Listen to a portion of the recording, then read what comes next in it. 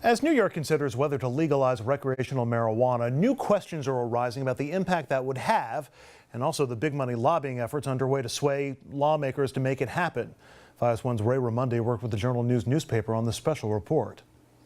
Jeff Veach's son Justin was only 17 when he lost his life to heroin. Somewhere along the line that Sunday, he snorted heroin and had some other things in his system. And he never woke up the next morning. For Susan Solomon's son, also named Justin, it's been 8 years since he lost his battle with opioid addiction. It was very chaotic for the family because we just never knew when the next shoe was going to drop. Although both Justins died due to heroin and opioid abuse, both parents say the common denominator for their bouts with substance abuse began with the use of marijuana. For Justin, it seemed to be a gateway to other drugs. I lost my son, Justin, to a heroin overdose, but my son started with marijuana. Both Jeff and Susan are at the center of the ongoing battle on whether recreational use of marijuana should be legal in New York State. Here's their lobbying disclosures. And now new data collected by Journal News health investigative reporter David Robinson revealing the $3 million lobby received by the executive branch to make recreational use legal. It's a pretty large sum. I mean, that's a decent amount of money, and it compares with how much they're spending at the federal level. The Journal News discovering the extraordinary amount of lobby funds by scanning through documents from the state's Joint Commission on Public Ethics. So we really kind of tried to see the behind-the-scenes look at really, where the money is coming from, what they wanted out of it. Financial disclosures from New York Governor Andrew Cuomo's campaign reveal he's received donation amounts ranging from $50,000 to $90,000. Sativia Medical, Etain Health, and Vireo Health are some of the top contributors. More specifically, financial disclosures from Etain Health revealed $15,000 a month contributions for legislative and regulatory representation.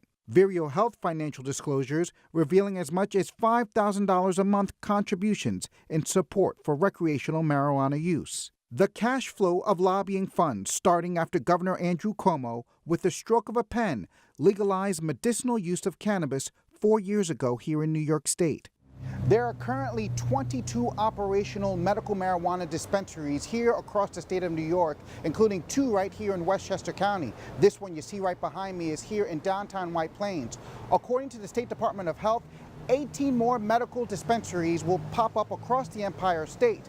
But the debate between medical use and recreational use took a turn earlier this summer when a State Department of Health commission released this 75-page report detailing why the state should support regulated marijuana. To my understanding from some of the industry experts, the first of its kind, from a state agency, a state health department that says, we back recreational use marijuana. The benefits outweigh the risk. As we rapidly approach the midterm elections, the hotly contested debate over recreational use will intensify.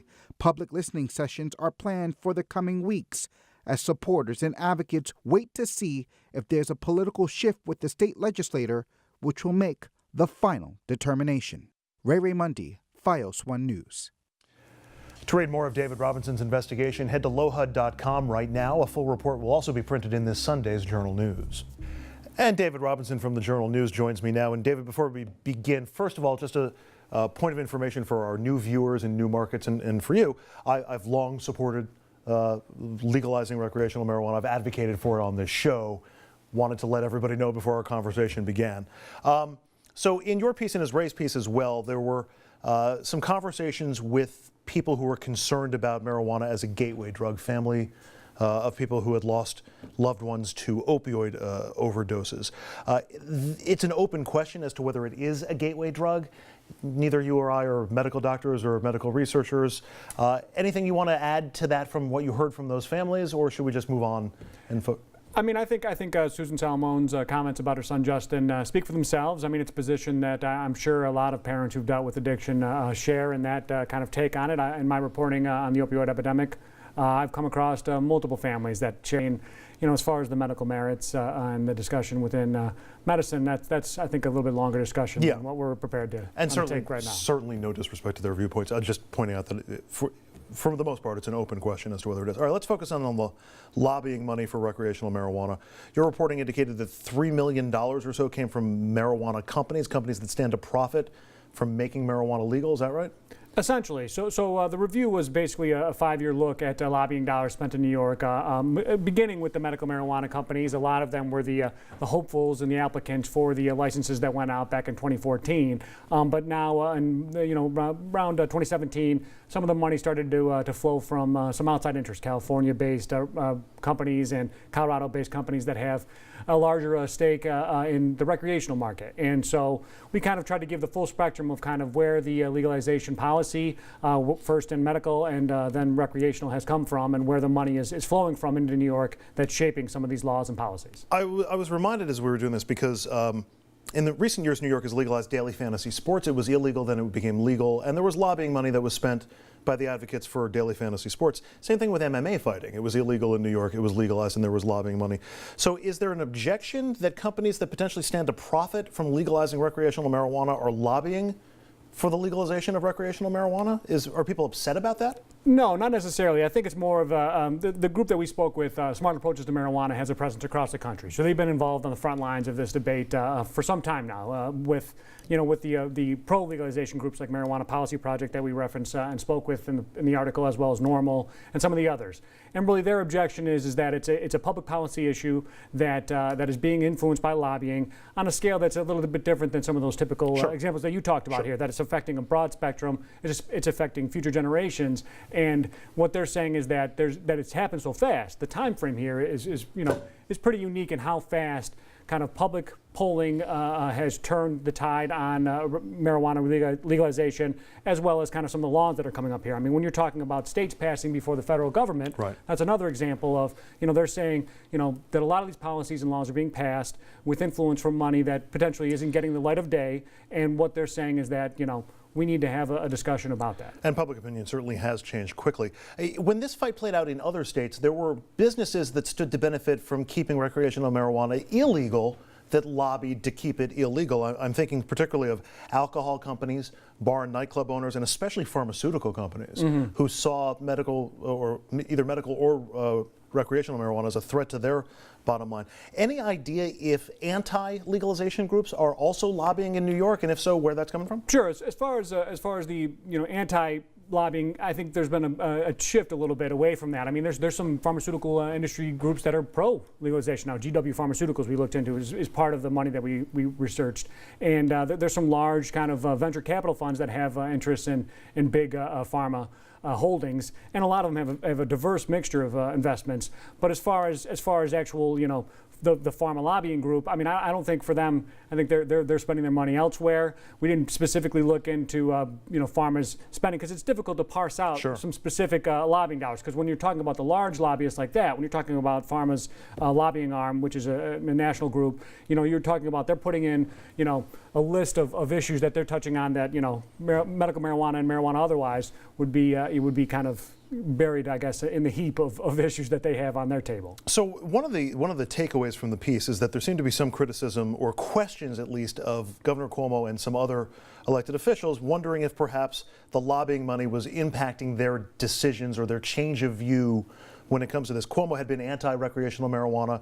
He's recently softened that. He's opened it up to a listening tour, and he's got the health department considering or weighing the options and putting together a report as to the pluses and minuses. But I keep coming back to the fact that it's an election year, and the latest polls had 63% of New Yorkers saying they supported recreational marijuana. 32% said they were opposed to it. Is it? I guess my question is you think is Cuomo following the money, or is he following the public opinion?